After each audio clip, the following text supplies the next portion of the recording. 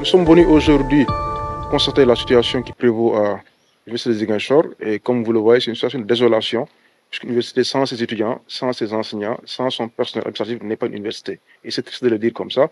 Et nous avons rencontré hier les autorités et nous leur avons demandé notre exigence de réouverture de l'université, puisqu'en fait, on ne peut pas refaire les mêmes erreurs qu'à l'UQAD. Il nous faudra sécuriser rapidement l'université et réouvrir dans les meilleurs délais.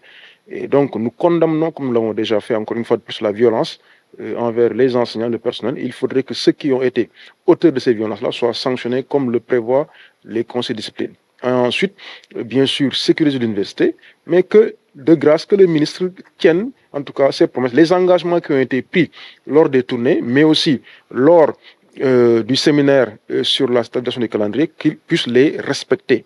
Un homme, une parole. Et donc, nous attendons à ce que le ministre, au lieu d'avoir plusieurs paroles partout, en fait, avec la communication à tout va, qu'il daigne vraiment respecter ses engagements pour le bien de tout le monde. Donc je pense que le SAES est un syndicat responsable, déterminé pour que ces questions-là soient résolues de façon définitive. La question des chantiers pour Ziguinchor, c'est indigne université en fait, c'est indigne. Si vous regardez ces bâtiments-là, qui sont en construction depuis 10 ans bientôt et qui ne sont pas livrés, il faut les auditer comme l'a demandé le président. Nous sommes favorables à l'audit des chantiers, mais aussi à la livraison dans les meilleurs délais pour que nous puissions rattraper ce qui reste de l'année académique 2023-24.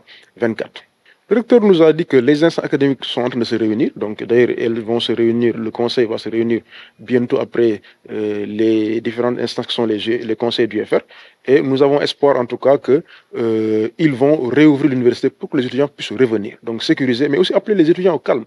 Parce qu'en fait, l'université n'est pas une zone de non-droit dans laquelle chacun ferait ce qu'il veut. Il faudrait que les leçons de l'UQAD puissent servir, que l'on puisse arrêter la violence, les casses, les saccages, et que l'on puisse venir enseigner dans les meilleurs délais. Donc, nous espérons en tout cas que nous serons entendus, parce qu'après, le SAES dégage toute responsabilité sur éventuellement ce qui pourrait advenir de l'année académique 2023-24.